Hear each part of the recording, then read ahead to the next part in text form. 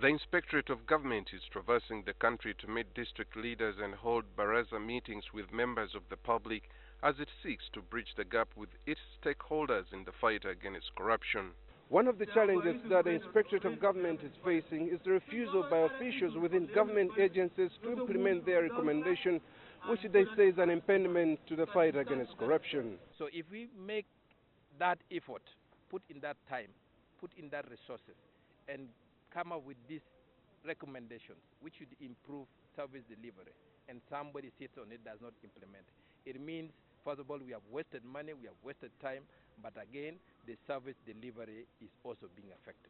When there are recommendations to interdict an officer, to pave way for further investigations, you realize that the head of departments, the head of the administrative unit is hesitant in taking it up. What does it manifestate? That would right away sound into your mind that there is element of connivance. So it is out of that connivance agency that makes implementation of the IGG resolutions very, very difficult. These actions of non-compliance have had a negative impact on the image of the Inspectorate and the district's political leadership. It portrays that we are not patriotic. We don't have the country at heart.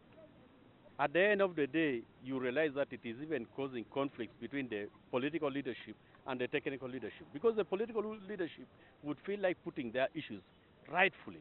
The Inspector of Government, the complainants will look at the Inspector of Government, but the person actually delaying is different. It could be court, but in ordinary case of other recommendations which are not criminal, which does not go to court, the implementing agency is normally the accounting officer.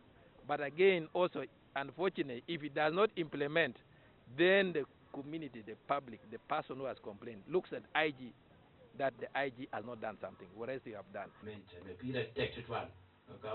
Through radio talk shows and baraza meetings, the public is participating in the fight against corruption, voicing their concerns directly to the Inspectorate officials. Sometimes, like the other madam, she may go to that very big office. She has a very touching problem, but the problem is there is no way she can express herself so that you can understand. But you find somebody there who is seated with a very big stomach or a tiny one like this one of mine. He asks you, Gambasi, how can I help you? Now for me, I know, Kopango, now you are asking me, how can I help you? Members of the public say such meetings should be held periodically because it's the only avenue through which they access information and interact with the Inspectorate of Government officials. Aaron Mukama, NTV.